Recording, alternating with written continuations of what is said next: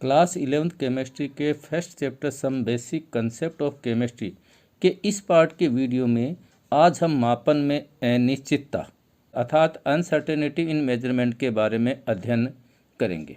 यदि आप पहली बार इस चैनल को देख रहे हैं तो चैनल रामनिवास जाखड़ को अवश्य सब्सक्राइब करें, लाइक करें एवं अधिक से अधिक दोस्तों तक है वो शेयर करें। यदि आप सरल भाषा में केमिस्ट्री के नोट्स फ्री में प्राप्त करना चाहते हैं तो टेलीग्राम चैनल रामनिवास जाखड़ को अवश्य ज्वाइन करें। मापन में अनिश्चितता से तात्पर्य मापन में हुई त्रुटि से। मापन में हुई जो त्रुटि या जो अनिश्चितता है इसको है वो इस प्रकार से है वो समझते हैं। एक दिन एक फल वाले से मैंने है वो 2 किलोग्राम है वो आम खरीदे। जब वह मुझे आम तोलकर दे रहा था तो मैंने देखा कि उसने मुझे है वो 1.998 किलोग्राम है वो आम तोल कर दिए। मैंने उस फल वाले से कहा, भाई क्या कर रहे हो, आम है वो तो कम है। तो उसने मुझे पुनः आम तोल कर दिया जो इस बार है वो 2.010 किलोग्राम थे। यानी यहाँ पे जो फल वाला है, जो आम वाला है, उस आम वाले से आम तोलने में त्रुटि हो रही है। वह मुझे एक बार कम व दूसरी बार है वो अधिक आम तोल कर दे रहा है। इसके पीछे कारण चाहे कोई भी हो, आम की साइज हो या अन्य हो, उस फल वाले से है वो त्रुटि हुई है। मापन करने के अंदर है वो त्रुटि हुई है। इसी प्रकार से जब हम रसायन विज्ञान में कोई प्रायोगिक कार्य करते हैं या मापन का कार्य करते हैं तो वहाँ भी कुछ न कुछ छोटी मोटी त्रुटि हो ही जाती है। इस प्रकार मापन के अंदर जो हुई जो त्रुटि है उसी त्रुटि को अपन कहते हैं मापन में अनिश्चितता। मापन में अनिश्चितता या त्रुटि के कारण रसायन विज्ञान लैब में जब कोई प्रायोगिक कार्य किया जाता है तो हमें एक से अधिक वो प्रेषण लेने की आवश्यकता होती है। उस समय हमें मापन के अंदर है वो अनिश्चितता दिखाई देती है। मापन के अंदर अनिश्चितता के कारणों को जाने तो पहला जो कारण है वो है उपकरण के अंदर त्रुटि का होना। जिस उपकरण से मापन का कार्य किया जा रहा है अगर उसमें कोई त्रुटि है तो हमारे प्रेषण के अंदर भी त्रुटि आएगी। इसको इस प्रकार से समझते हैं, जैसे गाँवों के अंदर क्या होता है कि गाँव के अंदर वो पत्थर है उसके बाट बना लिए जाते हैं और उसी को मानक बाट है वो मान लिया जाता है और उसके अनुरूप ही लोगों को है वो तोल कर है वो दिया जाता है। अगर वो बाट है वो उसमें से कुछ हिस्सा टूट जाए तो वहाँ जो मापन का कार्य किया जाएगा तो वो कम होगा। तो यह मापन में अनिश्चितता का पहला कारण है उपकरण के अंदर त्रुटि का होना। दूसरा कारण है प्रायोगिक त्रुटि का होना। तीसरा कारण है प्रेषण लेने में त्रुटि का होना। प्रेषण लेने के अंदर त्रुटि का होना। तो मापन के अंदर अनिश्चितता है उसके 3 प्रमुख कारण हैं। उन कारणों में से पहला कारण अपन ने जाना उपकरण के अंदर त्रुटि का होना, दूसरा है प्रायोगिक त्रुटि का होना, तीसरा कारण है प्रेषण लेने में त्रुटि का होना। जब रसायन विज्ञान के अंदर मापन का कार्य किया जाता है तो मापन के अंदर है वो 2 चीज़ें है वो देखी जाती है। एक तो मापन की परिशुद्धता और एक है मापन की यथार्थता। यानी जब मापन का कार्य किया जाता है तो मापन का कार्य करते समय अपने को 2 चीज़ें है वो देखने को मिलती है। एक तो उस मापन की परिशुद्धता और एक उस मापन की यथार्थता। इनके बारे में है वो एक एक करके है वो विस्तृत अध्ययन करते हैं। मापन में परिशुद्धता। सबसे पहले परिशुद्धता की परिभाषा जानते हैं, उसके बाद में इसके बारे में विस्तृत रूप से है वो समझते हैं। मापन में परिशुद्धता है उसकी परिभाषा है वो इस प्रकार से, किसी एक राशि के मापन में अनेक परिणाम प्राप्त हों और सभी परिणाम आपस में समान प्राप्त हों। यानी है वो एक राशि है उसका मापन का कार्य किया जा रहा है और मापन का कार्य करते समय अनेक परिणाम प्राप्त हो रहे हैं और सभी परिणाम है वो आपस में समान प्राप्त हो तो उस मापन को परिशुद्ध मापन है वो कहते हैं। अर्थात यह किसी राशि के विभिन्न मापनों के सामीप्य को व्यक्त करता है। मापन में परिशुद्धता को इस प्रकार से समझते हैं, एक मापन का कार्य है, उस मापन के कार्य का सही परिणाम है वो 2.00 ग्राम है। लैब के अंदर एक स्टूडेंट है जिसका नाम ए अर्थात अमरचंद है, उसने मापन का कार्य किया तो है वो 2 प्रेषण लिए। कितने प्रेषण लिए? 2 प्रेषण। पहले प्रेषण के अंदर उसने मान है वो 1.93 ग्राम और दूसरे प्रेषण है इसके अंदर 1.95 ग्राम है वो लिए। अमरचंद द्वारा यहाँ पे जो लिए गए जो प्रेषण है वो परिशुद्ध है। क्यों है? क्योंकि ये जो दोनों प्रेषण है वो आपस के अंदर है वो एक दूसरे से है वो समानता लिए हुए होते हैं। आपस के अंदर क्या है?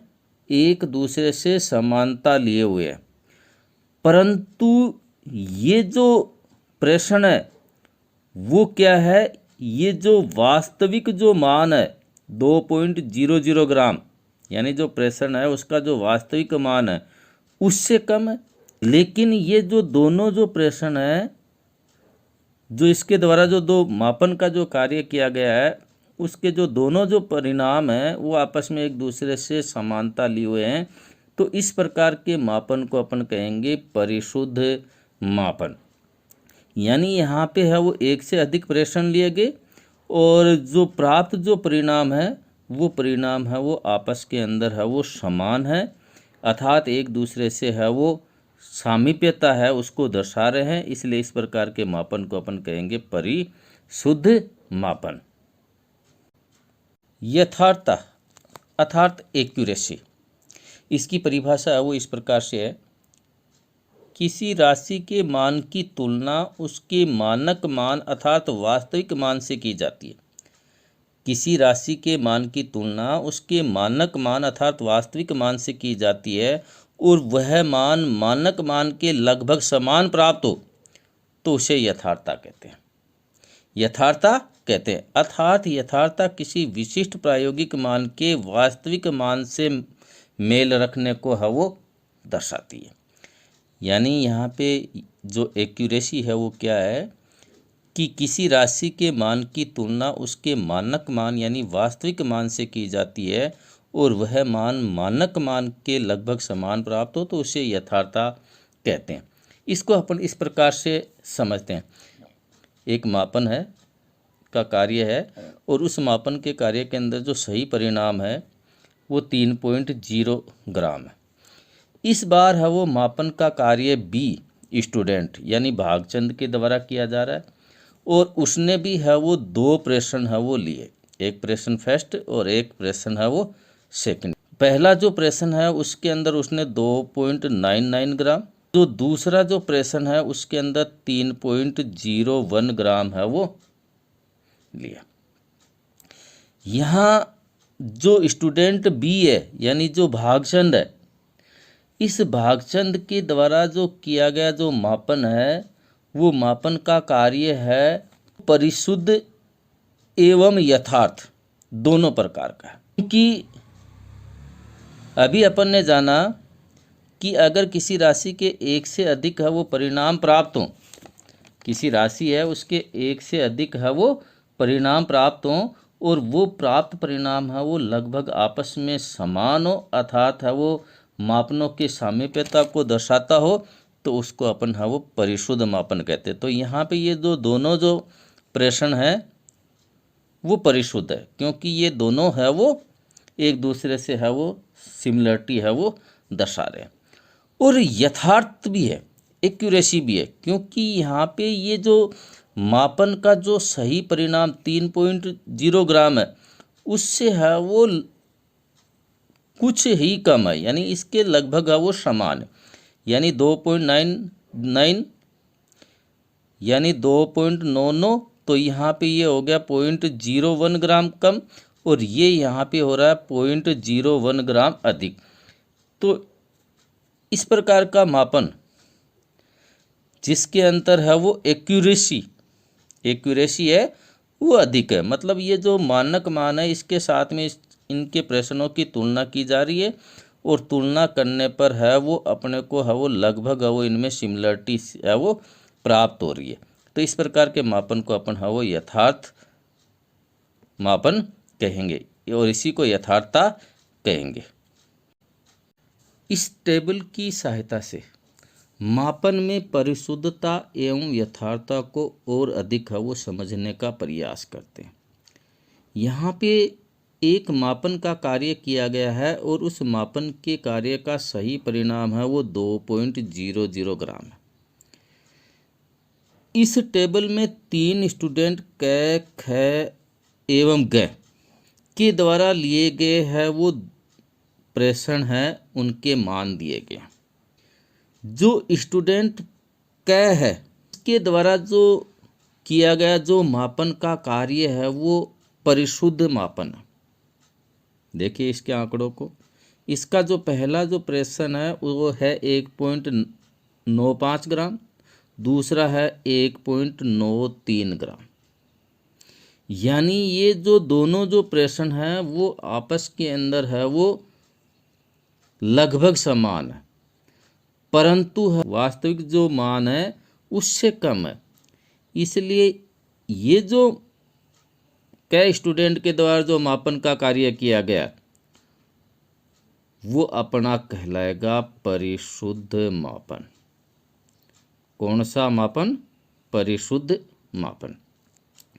इसी प्रकार से जो स्टूडेंट ख के द्वारा किया गया जो मापन का कार्य है उस मापन के कार्य के प्रश्न देखें तो पहला प्रश्न है 1.94 और दूसरा है 2.05 ग्राम।